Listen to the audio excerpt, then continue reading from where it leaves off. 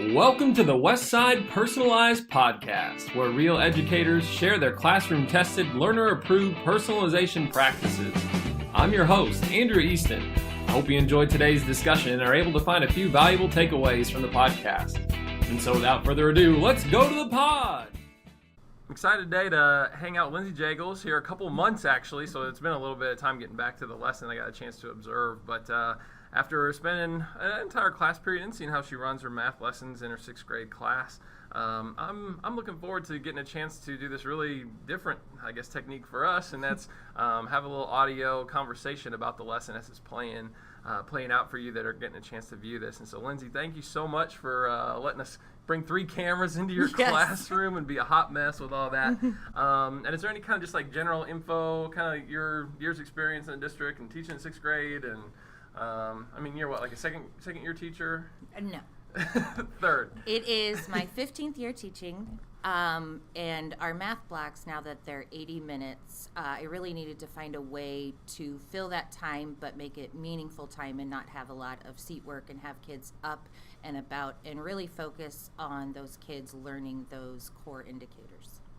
Nice, and I think that you have done a phenomenal job personalizing that experience through the differentiation that allows students to kind of interact with the content where they're at. And so enough about sort of front loading that, I guess. Let's go ahead and get to the video and we'll watch this and play out live here for us. So, all right, so to begin with, I guess, I know that we were kind of starting off the lesson with it seemed like an activity that everyone was doing. Can you talk about that a little bit? Aside from the group that was right there located in the back, in the middle.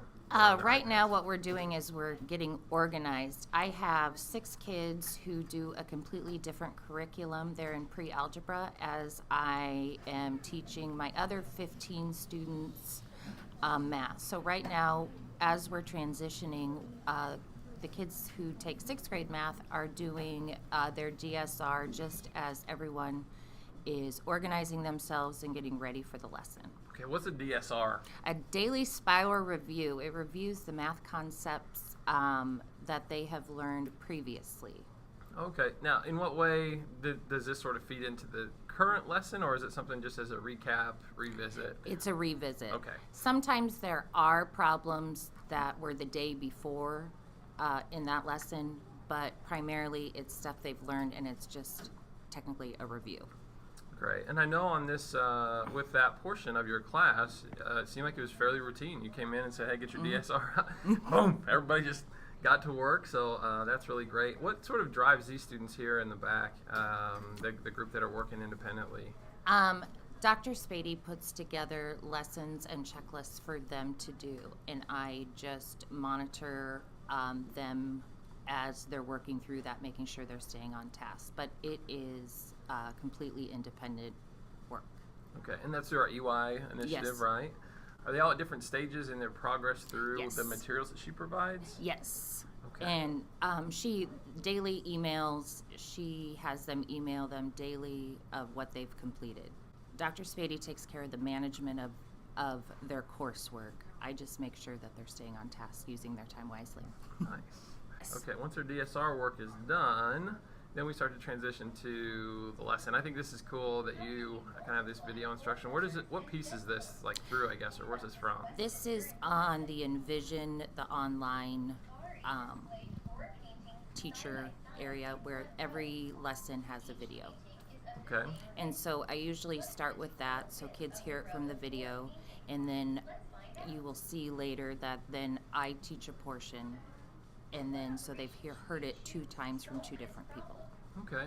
That's something that I know too at the high school. I really, in my own like personalized model in the English classroom even, we provided video resources, and students at that level at least was more of an a la carte as need thing, but then continued to provide that direct instruction opportunity. And students also have access to these videos with their student logins. They have everything that I project, and you will see as we move into the lesson, they choose whether or not to use their book and resources on the iPad, or they choose to use their textbook.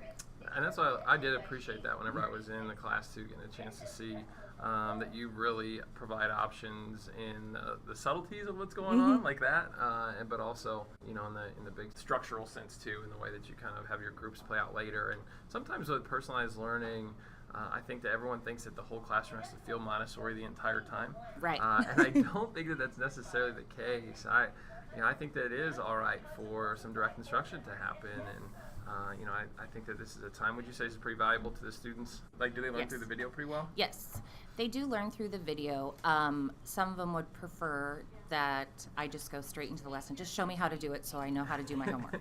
Sure. But the video offers different ways, like usually using models, and then I will take a look at the lesson, and then what you see right now is the students each create their own student reference book. Okay. For most lessons, I provide them a handout with how-to steps on how to complete every type of problem they would encounter. Oh, okay. I did wonder about this step, exactly what was going on. If this is more of a goal-setting thing or a... It's their own reference book. So when they're doing their daily SPOW reviews, Mrs. Jagels, I forget what scientific notation is. I can say, okay, let's use our resources. Go find it in your composition notebook. Read through that first, then ask again. So I'm trying to teach those independent skills when you do not have your teacher in your classroom all day long. Welcome to the whole point of personalization, in my opinion at Yes. least, is that agency, right? Like how can we get learners to be more actively, that metacognition piece, like let's think about thinking and think about how I best learn, and let's think about too how I can, like you're saying, utilize what resources that are available to me. So what are they cutting out here and pasting in? They're pasting in the day's lesson. So they have how-to steps on how to complete the problem. And then for this particular lesson, I broke it down into 4 steps and provided a graphic organizer for them so they could see each step. Love it. So right there. Yeah. Yeah, we're good. We're ready to go. We're engaged. Yep. Nice job on the, kind of check for where everybody's at. And so we've gone video to here's your how-to steps. You pasted that in and gave yourself a place in the table of contents to know where to find that if you need to revisit it.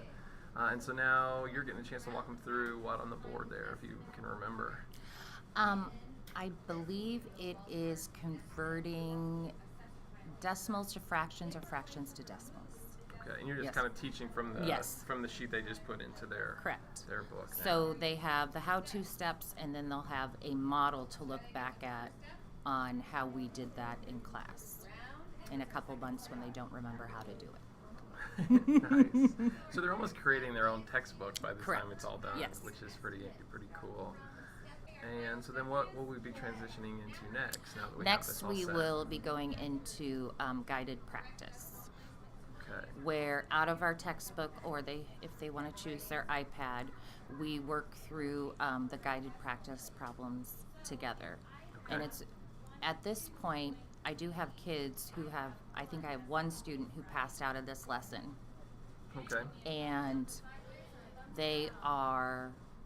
everyone does it up until the guided practice. And then you'll see us transition into groups. Okay, and you're working through that, together with them on the board, and so they're getting a chance to fill that out, and then work through whatever questions they have, and now we're to the place where they get to pick, right? Yes. And so what would you say is the percentage of online versus the tactile, like to have it in front of them? It depends on the day. Sometimes the website isn't always working. Sure. And so they get frustrated and they just pull out their book, or I'll see them using their neighbors if their neighbor got it to load. But just due to space, the kids prefer the iPad over the textbook because of all the different things on their desk. So they really manage, okay, how do I want to set up? Like, you can see the girl here in front, she has her textbook and she decided to use her textbook, but 2 people decide to use their textbook at that front table, and then you have 2 with their iPad. So it's a small example of voice and choice. Yeah, but I think when you start to add all those together, though, if a student knows that about themselves, then they'll know that for the next time, too, right? And so if that is the way that you prefer, or you become able to bounce back and forth between the two. Right. And there are 2 different... on the iPad, they can either pull up their textbook or they can pull up the guided practice, just one problem at a time, like would be on the teacher side.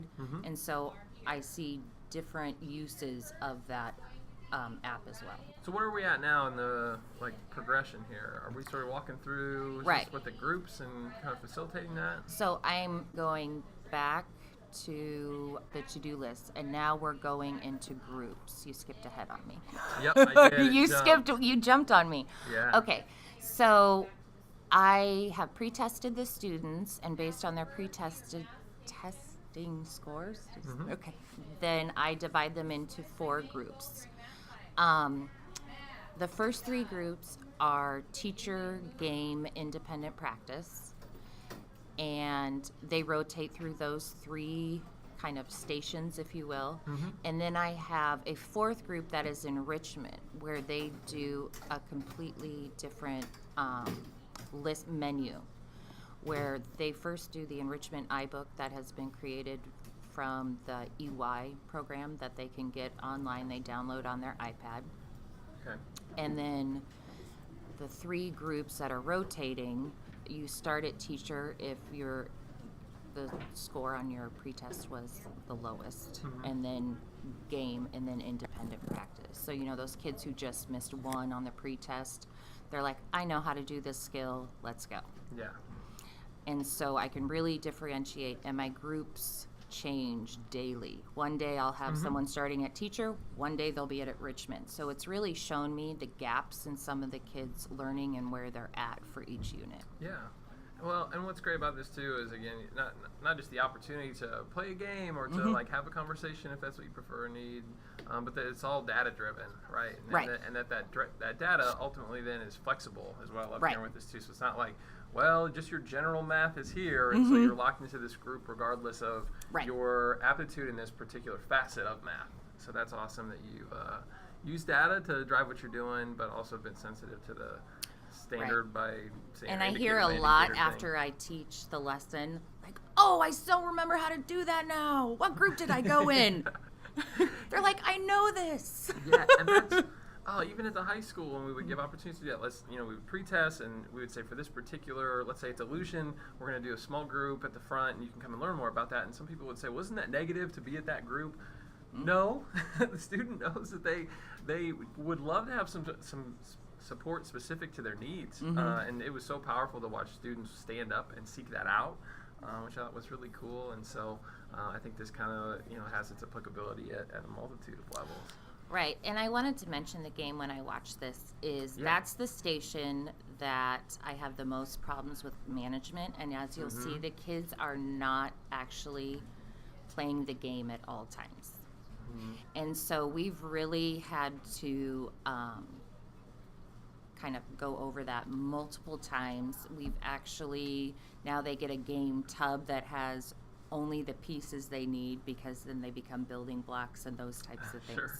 So, and then there's been game checks. So as I've gone through this process, I've learned that kids are going to be kids, and I didn't set my expectations high enough, and so I had to go back and revisit that. Well, and that's another thing I think too, that with our personalized learning training, sometimes we make suggestions or give people different ways of thinking, and they will run back and implement that right away, and it'll be okay. And it's not to abandon the practice. It's just that there are a different set of, you have to condition, kind of get your students ready for your expectations and really build like a scaffolding behind what you'd like to see be the process. Right. So you see some kids on task and you see some kids not. And so I've really learned because they sit right next to my table. At first they sat away, and then it was bad, so then I moved them. There you go. And then I still see them doing this. And so I've learned, and they've learned what are the expectations. You play one side. We're not playing with the game pieces. And so the value of it. Well, it looks like this group's doing a pretty good job of being on point, so that's great. And we saw earlier, so there was one student working on the independent. Am I right? Paul, I believe, was at the desk. And then we have this group and the group that you're working with. That group's going to transition out here, I think, in a minute. Right. So they rotate. Once I get done with the kids working on their independent practice at the table, giving them that one-on-one instruction in a small group, then they transition to game. And then from game, they go to their seat and work on the independent practice assignment. And then they come through and rotate back to me, and I clarify any misunderstandings. Oh, okay. So once everyone has gone through the 3 stations, then I hand out the blue sheet, the homework. And when they're waiting at independent practice, if they finish early, they're finishing their GSR and they're completing their 242, which is another formative assessment that goes with our math program. Right. So they have 3 assignments each day. Now this is an interview. This is Ava, and she passed out of the lesson. And so Mrs. Sint is interviewing her about the enrichment process. Today, so how did you get to the point where you get to choose what you do for enrichment? So you get a pretest, and then you can choose to do the section of the pretest, and I chose to, so I passed out because I got all the answers right on the section of what we're doing, so I still had to do the guided practice. But once you're done, and then you're on choice, I get to do the Enrichment iBooks and watch a video, and then it tells me what I'm doing for my homework. So what do you think of the Enrichment iBooks? What did those do for you? So it brings you to the section of your lesson, and then you click on the link, and it shows you the video of what you're doing for a different section because I passed out. The video itself tells you what your homework is? Yeah, because so they were doing multiplying like decimals, and then my video is about like scientific notation. So I get a different homework to do. Okay. That's like harder than the lesson. So what was great? What did you like about how things went for you today with the enrichment?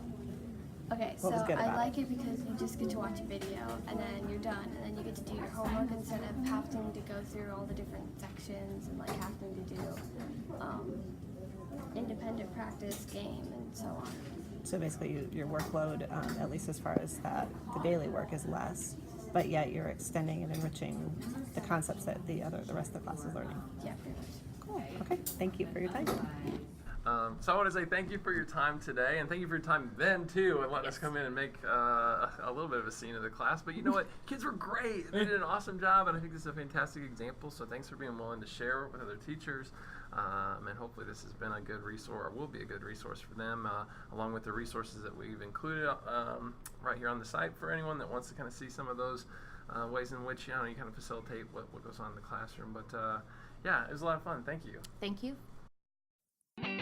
Well, that's a wrap on another great episode. For more information or to contact us directly, you can email our team at personalized.learning@westside66.net. As always, thanks for tuning in and learning from the Westside Personalized Podcast.